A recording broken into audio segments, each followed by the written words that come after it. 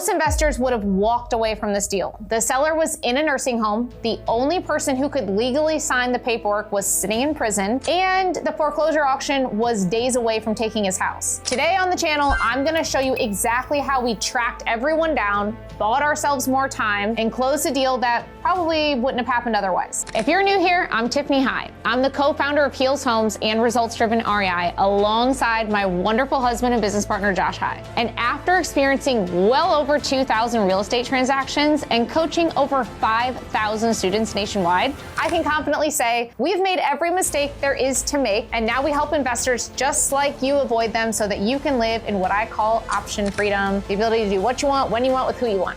So let's dive in.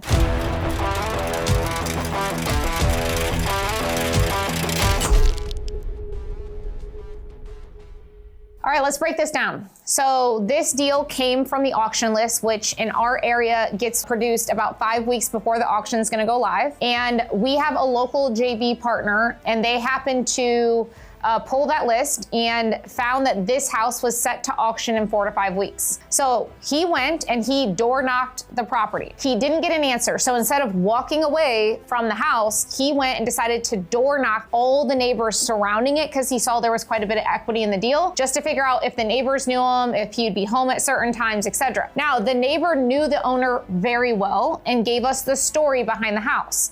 So I guess that this guy was recently put into a nursing home. When he got put into a nursing home, he decided to sign the power of attorney for all of his decisions, including the house and all that, his estate, to his son. His son, though, this is where the twist gets good. His son is in prison. And so what happened was our JV partner almost walked away because he couldn't figure out how to get in front of the prison. The first thing he did was he went and Googled the prison that he was at and decided to handwrite him a letter. Now, one of the mistakes I think we made on that first letter was it was like almost overbearing. It was too much explanation, too professional and over explaining, and I think it was gonna freak the guy out. After we sent that, we decided, you know what, we need to send a shorter understanding letter of, hey, do you understand your dad's about to lose his entire estate? If possible, we would like to help your dad walk away with some money. Please contact us here. Okay, very simple. That didn't work either because the first letter actually freaked the guy out and he thought it was like a scam. So from there, we decided to Google the guy's court case. Now, everyone that goes into prison is represented by an attorney. So we went and found out what attorney represented him while he was going into prison. We Googled that attorney for their phone information, contacted them, was able to get them on the phone and explain the situation. Most attorneys don't give a shit. The reason why I was able to get this attorney to care whatsoever was because I explained, hey, look, I know that guy's a bad guy and I know you represented him, but I'm representing his father, and his father's about to lose his entire estate, and he has medical condition and will have no money if we can't get this guy to just sign some paperwork. She was like, hey, the least I can do is I'll just call the prison, which everyone in prison has a case manager assigned to them, if you didn't know that. She then reached out to the case manager, explained high level what was happening, and asked the case manager if it was okay that I reached out to him personally. First, I sent an email introducing myself, saying, hey, this is Tiffany, I'm representing this guy,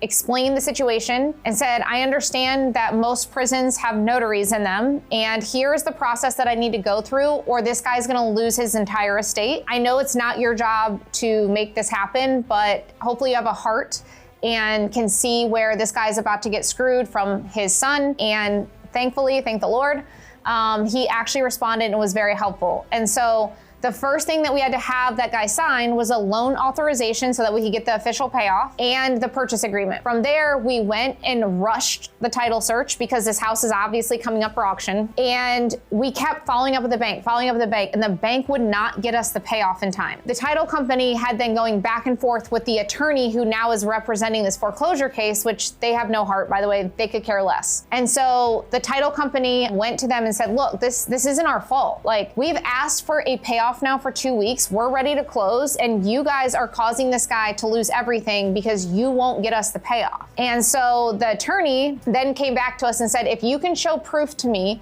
that funds are in escrow ready to close this deal, I will delay the auction 3 more weeks. So what we did, because we have the cash, is we went ahead and wired the exact amount into an escrow account at the title company for then the title company to show proof of funds that this is getting ready to close with the purchase agreement and that we're just waiting for the payoff. Now, if you run into a deal like this, the issue for some of you guys out there is you might not have the cash to just wire and sit in escrow. That's okay. No private money lender typically or hard money lender is gonna give you that cash because you don't own the property yet. So if you run into a deal like that, you're welcome to join our school community. We have a process for this. You can even post on the discussion board and say, I got this deal, it has equity, I need to delay this, and I will come in and JV the deal with you if that's something that you have. Because these are typically deep spreads and you have to get creative on how we either delay the auction. Some states like mine, it's judicial, so even if it gets auctioned, we can redeem the property within a certain period of time. You'll have to Google your state foreclosure. What I would do is go to AI and ask, hey, is my state a judicial or non-judicial? And do I have the right to redeem the property after it gets auctioned? If so, what are the rules? Just so you can get educated on how that works. The payoff finally came back during that delayed time for auction. We got all the closing docs and everything, and we sent it to the case manager and made it very clear to him on what pages need to be signed and what pages need the notary to notarize his signature. Thankfully, the case manager collaborated with us. We got it done right away the same day we sent it to him. They sent it back. We were able to close the property. And since the guy was in the nursing home, we decided to do a cashier's check at closing for everything that was above and beyond what he owed. And we then sent it to the nursing home in attention to him and collaborated with the nursing home to make sure he got that check. Now, the reason why I want to break down this case study for you is for a couple reasons. It was because, one, if you have someone in prison involved in the deal, don't just walk away from it. We've done plenty of deals where someone is in prison. There's just different ways that we have to maneuver it. But ultimately, if you have to get in front of it, we can Google the attorney that represented that person when they went into prison or jail in the first place. We can handwrite them letters with contact information. We can call the prison and ask for the case manager. Or if you go to that jail or prison's website, it'll tell you instructions of how you can communicate with people inside the jail, and every jail and prison is a little bit different. The second thing here is auctions, right? So auction was coming due. We had everyone saying yes, collaborating, but then the bank was the one delaying us then because they wouldn't get us a payoff because they take forever to get a payoff when they're in foreclosure. So that was just one way to delay out of many other ways that you can delay an auction. I'm gonna do another video on all the ways you can get an auction delayed or strategies to use, but that one works almost every time when we wire funds to an escrow and we show proof that